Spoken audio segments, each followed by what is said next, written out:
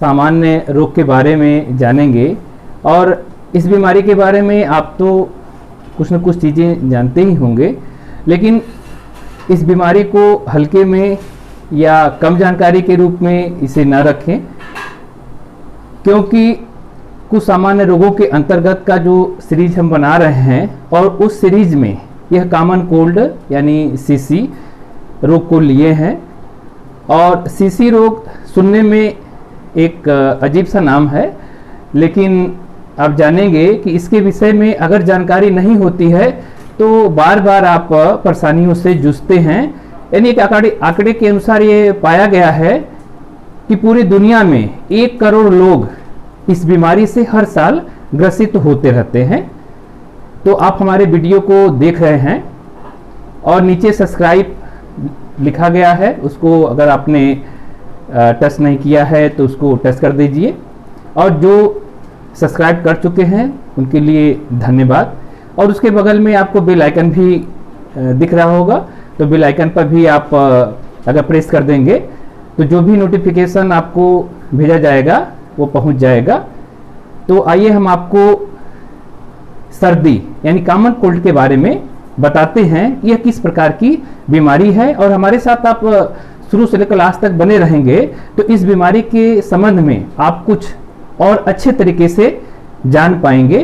तो आइए हम आपको बताते हैं सर्दी यानी कॉमन कोल्ड या सर्दी जुकाम या एक सामान्य सा फ्लू के नाम से हम इसे जानते हैं। देखिए, ये सर्दी एक वायरस के कारण जनित रोग है। यानी इससे पहले हम आपको जीवाणु जनित रोगों के बारे में बता रहे थे, अब हम आपको वायरस जनित रोग होंगे उनके बारे में बता रहे हैं। तो अगर इससे पहले जो भी वीडियो हमारी पोस्ट की गई है, अगर आपने नहीं देखा हो तो डिस्क्रिप्शन बॉक्स में लिंक दिया गया है, वहां जाकर आप देख सकते हैं। तो हम आप आज वायरस जनित रोग के बारे में बता रहे हैं, जिसमें पहली बीमारी का नाम है सर्दी के बारे में। और सर्दी यह कैसे होती है? देखिए, सर्दी होने का मुख्य कारण यानी वायरस है। और इस वायरस को पता लगाते समय यानी कह सकते हैं कि इस वायरस को सबसे पहले जॉन्स हॉपकिंस यूनिवर्सिटी है, वहां पर सबसे पहले इसको पता लगाया गया था। और एक विस्टन प्राइस डॉक्टर थे, तो इन्होंने सर्वप्रथम इस वायरस का पता लगाया। और जो वायरस का नाम था जिसको बोलते हैं राइनो वायरस, और राइनो वायरस के कारण यह बीमारी पाई जाती है। और राइनो वायरस का अगर हम सीरीज देखें तो राइनो वायरस की कैटेगरी अगर देखी जाए तो आप देखिए स्क्रीन पर, इसकी कैटेगरी जो है मुख्य रूप से 3 है, यानी rhino virus A, rhino virus B और राइनो वायरस सी। अगर इसका व्यास देखा जाए तो इसका व्यास 30 नैनोमीटर का होता है, यानी अन्य वायरसों से भी ये छोटा होता है। अन्य वायरसों में अगर हम लेते हैं चेचक है, तो इससे भी यह छोटा होता है। और आपको हमने ये बताया कि जॉन्स हॉपकिंस यूनिवर्सिटी में सन 1953 में इसे डॉक्टर विस्टन प्राइस द्वारा खोजा गया था। और जगह का नाम है बाल्टीमोर और मैरीलैंड, जो यूएसए में पड़ता है वहां पर। और खोजा कैसे गया था? वहां की कुछ नर्सें थीं और नर्सें ने किया क्या कि कुछ व्यक्तियों को संक्रमित किया।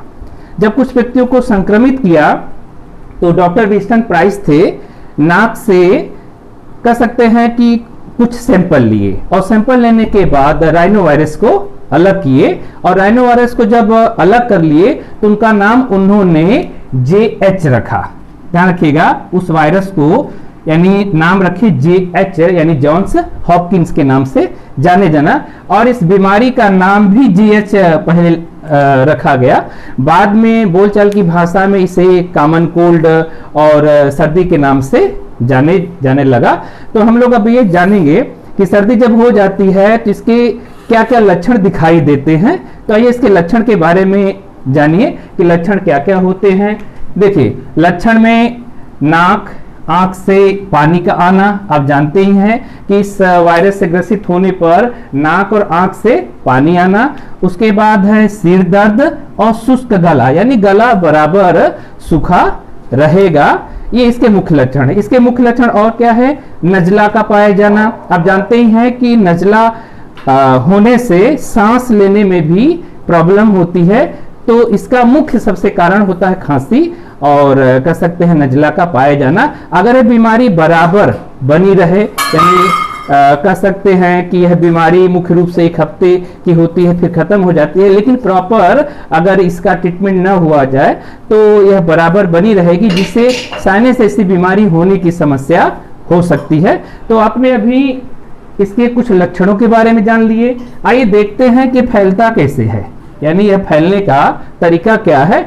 देखिए, फैलने का तरीका है कि संक्रमित व्यक्ति के सीधे संपर्क से, यानी जो व्यक्ति संक्रमित है उसके सीधे संपर्क में अगर हम आते हैं या उसके द्वारा उपयोग की गई जो वस्तु होती है, यानी जो व्यक्ति अपना वस्तु उपयोग करता है अगर वो संक्रमित है, जैसे तौलिया, रुमाल आदि का उपयोग करता है, तो इसका अगर कोई सामान्य व्यक्ति है, स्वस्थ व्यक्ति है, तो इसका उपयोग करता है तो इससे बीमारी फैल सकती है।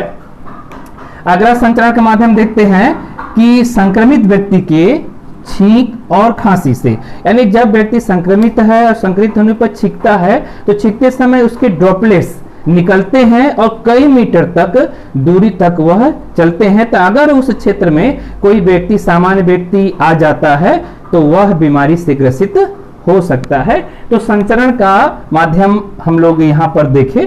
अब ये देखते हैं कि सुरक्षा और नियंत्रण कैसे किया जा सकता है। सुरक्षा और नियंत्रण, देखिए सुरक्षा और नियंत्रण के संबंध में आपको तो पता है कि भारत या अन्य देश जैसे हों तो सामान्य घरेलू उपाय करने से इस बीमारी से यानी छुटकारा मिल सकता है। यानी यह बीमारी वायरस जनित तो है ही है, लेकिन आप जानते हैं कि यह मात्र 1 हफ्ते में ये बीमारी यानी ठीक हो सकती है। तो इसका हम घरेलू उपाय कर सकते हैं और घरेलू उपाय करने से ये बीमारी जा सकती है। तो वैसे कुछ हम सुरक्षा और नियंत्रण के बारे में देख लेते हैं, तो कुछ घरेलू उपाय के बारे में बताते हैं। देखिए, सुरक्षा और नियंत्रण क्या है। सुरक्षा में हम कह सकते हैं कि संक्रमित व्यक्ति को छींकते या खांसते समय अगर संक्रमित व्यक्ति है तो वह छींक रहा है या खांस रहा है तो उसके जो तौलिया होते हैं या रुमाल है ये मुख या नाक को ढके रहना चाहिए। ये तो सामान्य सी बातें हैं। तथा उनका अलग से तौलिया और रुमाल होना चाहिए, यानी वह व्यक्ति क्या करे, अगर संक्रमित है तो छींक रहा है, खांस रहा है, तो अपने तौलिया लिया हो, रुमाल लिया हो तो वो बिल्कुल अलग रखे, तो जिससे दूसरा व्यक्ति भी बच सकता है। और आगे हम लोग देखेंगे कि सबसे पहले क्या है, ठंडे मौसम में टहलने से बचना चाहिए। अगर इस बीमारी से अगर आप ग्रसित हैं तो ठंडे मौसम से बचना चाहिए।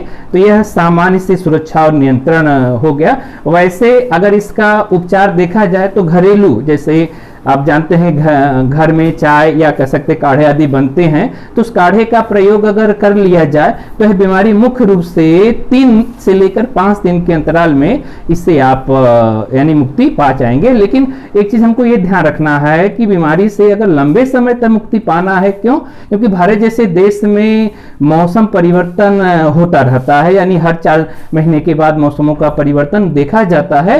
तो यहाँ पर होता क्या है कि हम लोग कह सकते हैं कि असंतापी होने के कारण शरीर का तापमान एडजस्टमेंट नहीं हो पाता है। इस वजह से हम लोग कुछ सामान्य सी बीमारियों को बराबर ग्रसित होते रहते हैं, जिसमें मुख्य रूप से आपका ये राइनोवायरस है यानी सर्दी। तो इसके लिए करना क्या है कि हमें अपना जो रोग प्रतिरोधक क्षमता है उस रोग प्रतिरोधक क्षमता को हम थोड़ा सा विकसित कर लें, और विकसित करने पर तब हम इस सर्दी जैसे बीमारी से लंबे समय तक छुटकारा मिल सकता है।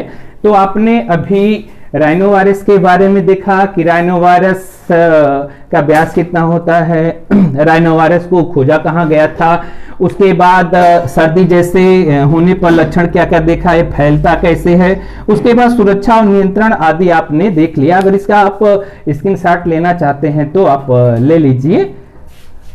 अच्छा, ये वीडियो आपको देखने में कैसा लगा तो अपने विचार कमेंट बॉक्स में जरूर लिखिएगा।